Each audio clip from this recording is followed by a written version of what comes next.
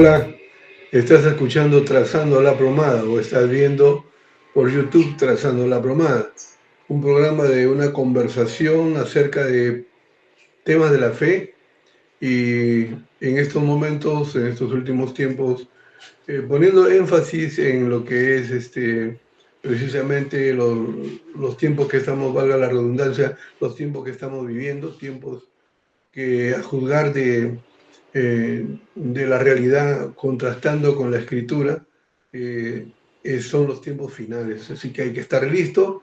Y aquí tenemos abundante material para compartir contigo y estés listo para cuando el Señor en cualquier momento aparezca, diga, vamos y nos vamos. Así como el temblor, ¿no? Que dice que hay que tener tu pistolita lista y debes tener tu mochila lista para que el rato que comienza a moverse el asunto, chapa tu mochila y ya estás afuera. Bye, bye. Entonces, y va, ¿no? Entonces, bueno, pero el Señor, qué bueno que dice que cuando el Señor venga nos va a arrebatar y no tienes que no llevar nada, simplemente vas a ser transformado en un abrir y cerrar de ojos y podrás ver al Señor en su venida. Así que es más fácil para nosotros. ¿Cómo están, amigos? Qué gusto verlos a través del video y también conversar con ustedes a través del teléfono, del audio. Oye, ¿Cómo te va? me has hecho acordar una canción, no me acuerdo quién la cantaba, que decía, adiós mundo cruel, ya nunca te ve. ¿Se acuerdan de Así, eso? era un ¿No? rockero. No, creo que no me acuerdo que fue. Adiós mundo cruel, ¿no? Ajá. Ay, señor. Bueno, en estos días, no en estos días, en los programas pasados hemos estado hablando de la apostasía y hemos tratado unos...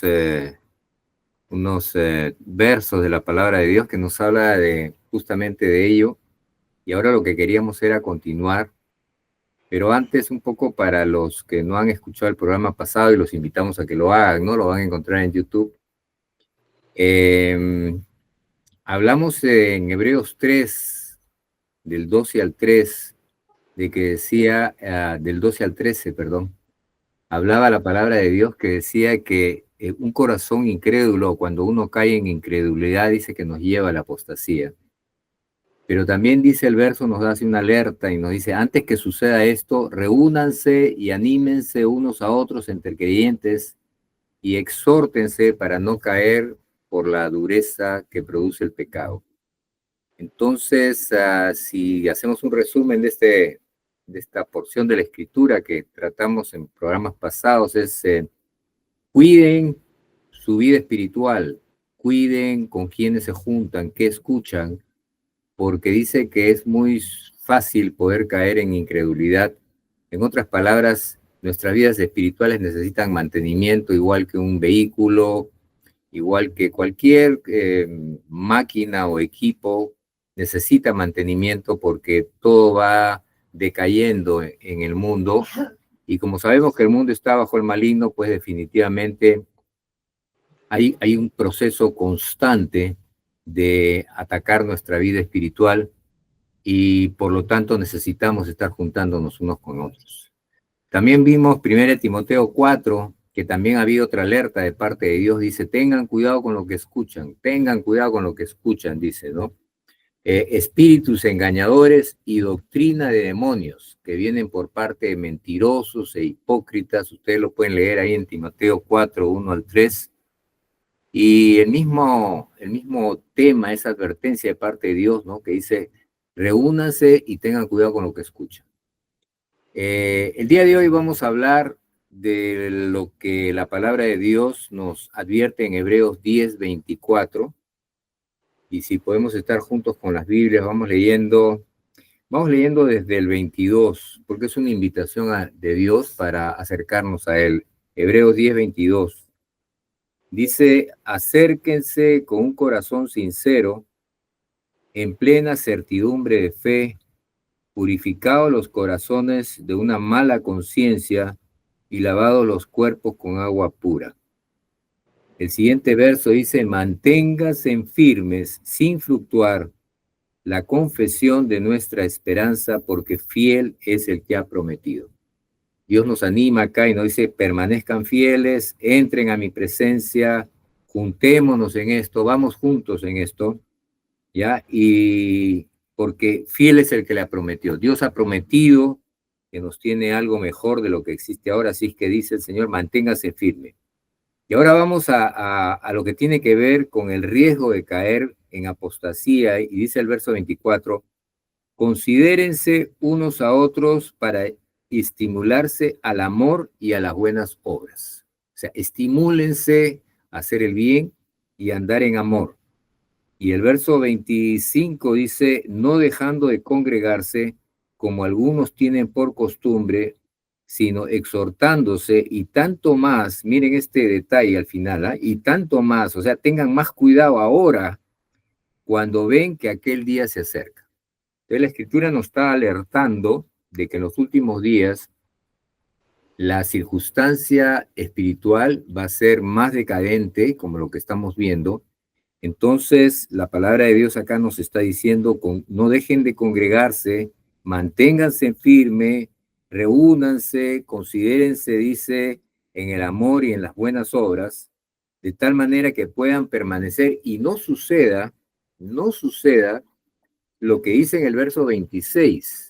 ¿Qué dice el verso 26? Dice, porque si pecáramos voluntariamente, después de haber recibido el conocimiento de la verdad, ya no queda más sacrificio por los pecados, sino queda una horrenda expectación de juicio y de hervor de fuego que ha de devorar a los adversarios.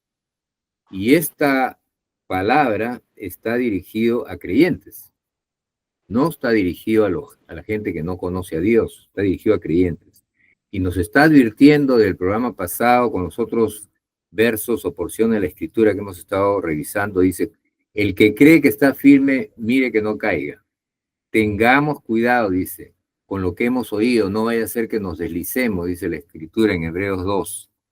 Y acá dice, si llegamos al extremo de pecar voluntariamente después de haber recibido el conocimiento de la verdad, ya no queda más sacrificio por los pecados. Porque no es un tema solamente de que he caído en pecado, porque la palabra dice que sí, vamos a caer. Es más, dice que Dios, a ver, déjenme ver, no quiero decir algo que no es. En 1 Juan dice una cosa que a mí siempre me ha llamado la atención. 1 Juan 2 dice, hijitos míos, estas cosas yo les escribo a ustedes para que no pequen, ¿no? Entonces la voluntad de Dios es que no pequen. Pero si alguno hubiere pecado, abogado tenemos para con el Padre a Jesucristo el justo. Entonces Dios sabe que vamos a caer en pecado y nos pone un abogado para que podamos volver otra vez en arrepentimiento. Pero acá estamos hablando de alguien que peca deliberadamente y no se arrepiente, no regresa a Dios buscando el perdón en vista de que ha sido lavado con la sangre del Señor. César, Sí, George. César, como dijimos, esta es una conversación y ahí está muy bueno. Pecar deliberadamente, a veces nosotros pensamos de repente una cosa muy grosera, ¿no? Pero pecar deliberadamente, un ejemplo de que cualquiera de nosotros podría hacerlo, ¿no? Es decir, por ejemplo, Dios en su palabra dice que la mentira es pecado. También dice que vuestro padre, el diablo, miente desde el principio. O sea, esa verdad es irrefutable. Dios dice así, comenta así, pero acá nosotros agarramos y lo ponemos un poco más suave, ¿no? Decimos, excepto sea una mentira piadosa, ¿no? O excepto, bueno, pero es que si yo digo la verdad, voy a entrar en problemas digamos, legales, ¿no? Entonces, no puedo hacer otra cosa, tengo que hacerlo, tengo que decir una mentira, ¿no? Y Dios va a comprender, Dios entiende, Dios es bueno, su misericordia es para siempre, y comienza a sacar todos los pasajes, ¿no? Que Dios perdona, y etcétera, y también saca el de Juan que acaba de leer ahorita, dice, y si alguno hubiera pecado, abogado tenemos en Cristo. Y dice también que tiene su abogado en Cristo para que lo perdone. Pero un momentito, lo que dice la Escritura, lo que dice Dios es que la mentira es pecado. Y ahí dice, si pecáramos voluntariamente, o sea, deliberadamente también se podría decir, porque no me conviene decir la verdad o porque, pobrecito, tengo que decir una mentira porque ese es un acto de piedad, ¿no? ¿Cómo le voy a decir la verdad? Ya lo estamos acomodando a nuestro criterio, dejando de lado el criterio de Dios. Eso es pecar deliberadamente. Y es abrir una puerta que es una puerta, digamos que cuya entrada es a un mundo que a veces ya no tiene regreso, ¿no? A eso se refiere la apostasía. Y a veces yo lo he hecho sin darme cuenta. Entonces, yo lo digo esto ¿para qué? Para que otros no vayan a pensar que solamente las cosas aberrantes, las cosas, pues, ¿no?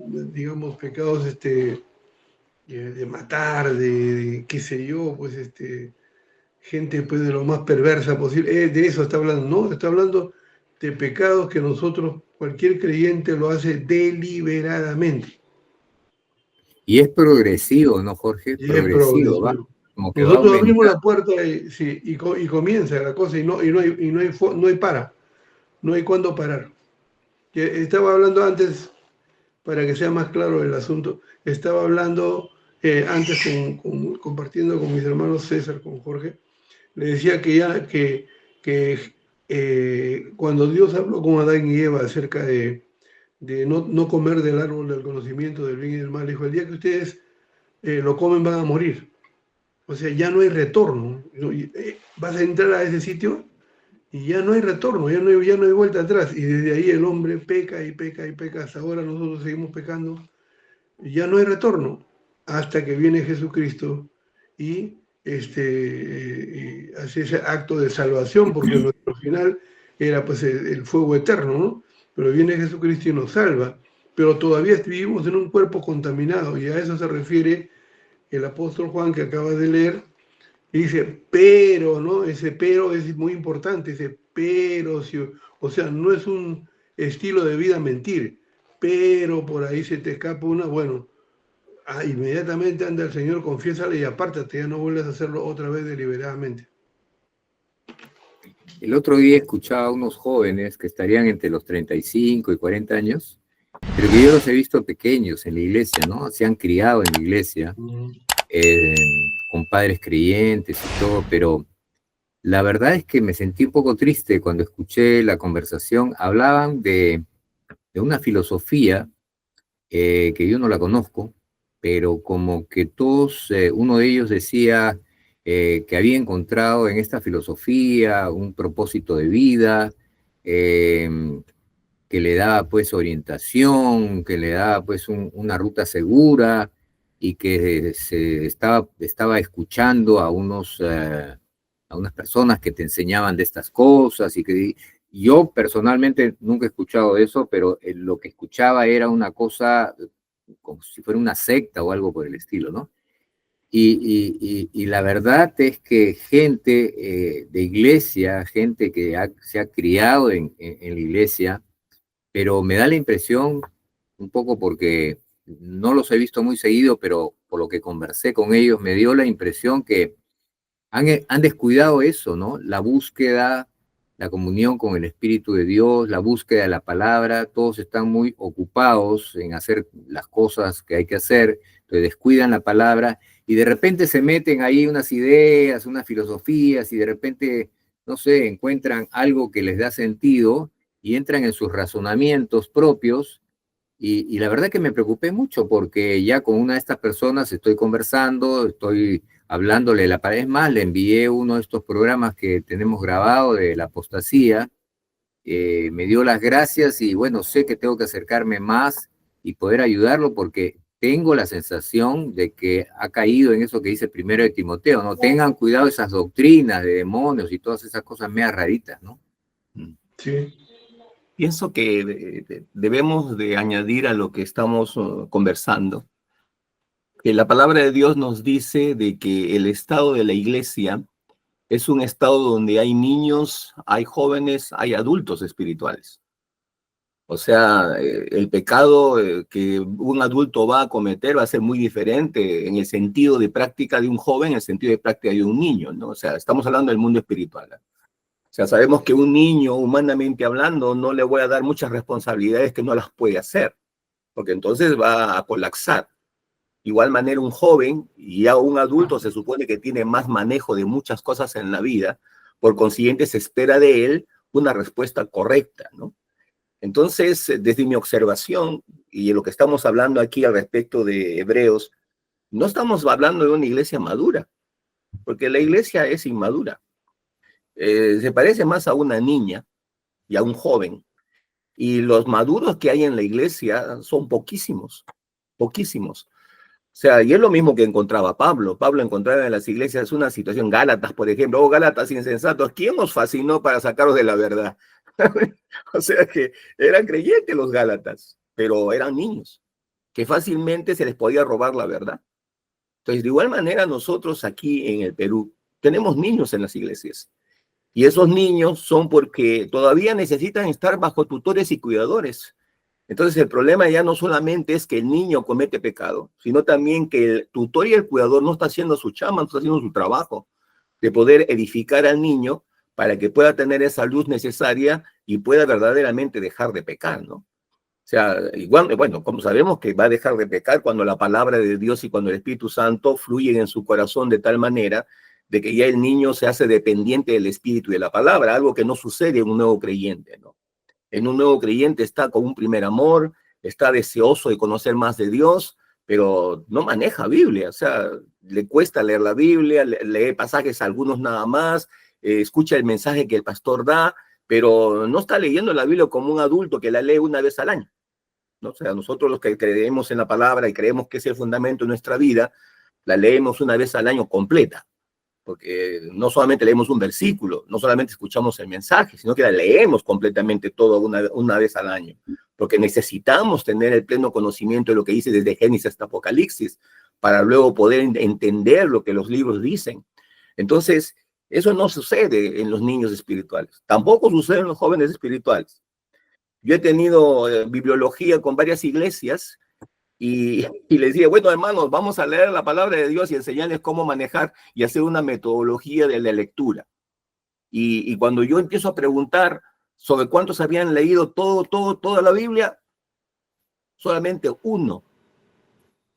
Los demás, de 30, no. ¿Cuántos habían leído el Nuevo Testamento? Solamente 3 de 30. ¿Cuántos han leído un libro de la Biblia? Solamente 10 de 30.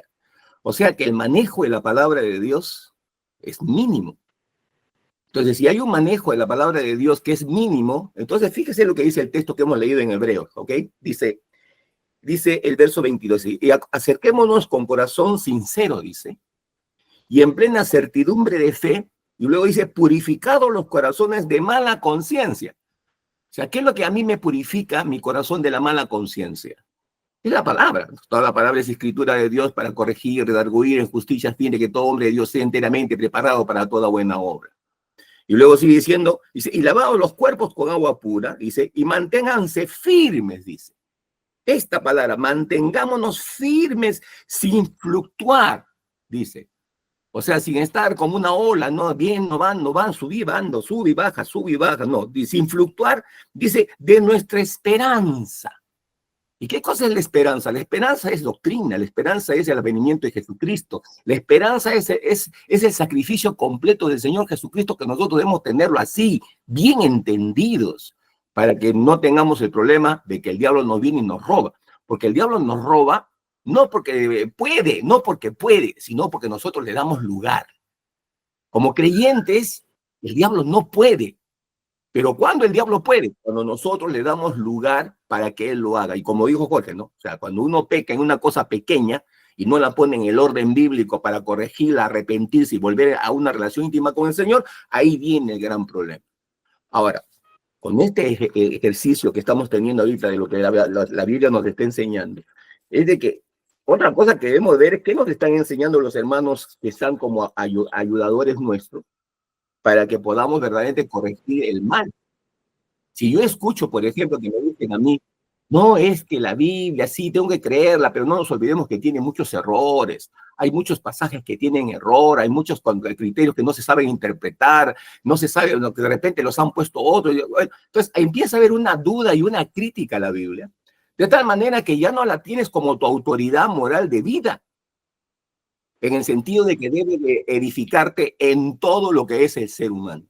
No solamente en tu salvación, sino en tu profesión, en tu carrera, en la manera de cómo manejas el negocio, cómo manejas el dinero, cómo manejas a la familia, cómo manejas tu vida en una sociedad como la que nosotros vivimos. Eso es lo que la Biblia te enseña. Pero cuando ya uno le va quitándole el valor, la autoridad de que la Biblia proviene de parte de Dios, porque crees y escuchas, no, que nosotros creemos en las cosas naturales, no mucho creemos en las cosas espirituales, porque las cosas espirituales no existen, no tienes forma de poder prácticamente calificarlas científicamente. Entonces, todas esas cosas, de una u otra manera, están lidiándose para que este creyente, ¿no?, que está en una iglesia local, no pueda tener los recursos necesarios suficientes para hacer frente, comenzando por su carne y luego por las doctrinas falsas que les están metiendo en el medio. Y eso es triste, hermano. Eso es muy triste. Podemos traer a colación el ejemplo que pasó con Moisés y el pueblo de Israel. Después que el pueblo vio todo lo que vio y escuchó todo lo que escuchó de parte de Dios al salir de Egipto, dice que ellos desecharon la ley de Moisés.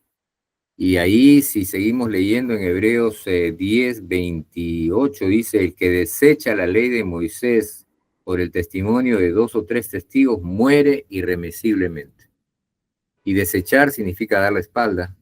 Desechar significa no tomar en cuenta. ¿Y qué pasó con el pueblo de Israel? Tuvieron que vagar 40 años hasta que toda esa generación que salió de Egipto murió y no entró a la tierra prometida.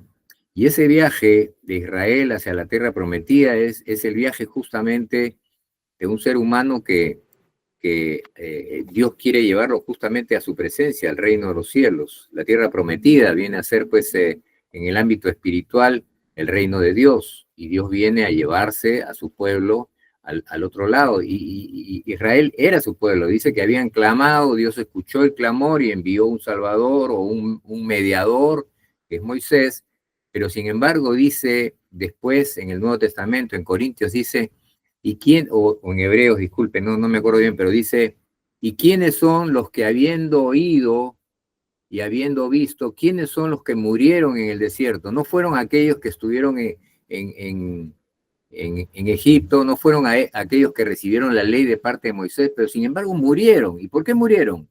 Porque le dieron la espalda a Dios, porque desecharon la palabra de Dios. Entonces, en estos tiempos, los exhortamos, los animamos para que puedan reflexionar un poco sobre su vida espiritual. Y sabemos que vivimos en un tiempo en que hay mucha demanda de trabajo, el tiempo no alcanza y todo eso puede ser muy válido, pero es como que nos digan que porque no tengo tiempo no respiro, o porque no tengo tiempo no almuerzo o desayuno, ¿no? Siempre separamos un tiempo, pero ¿qué dijo la palabra de Dios o qué dijo el Señor Jesús cuando fue tentado por el diablo? Dijo, no solamente de pan vive el hombre. En otras palabras, no solamente vive tu cuerpo, amigo o amiga que nos escuchas, sino de toda palabra que sale de la boca de Dios.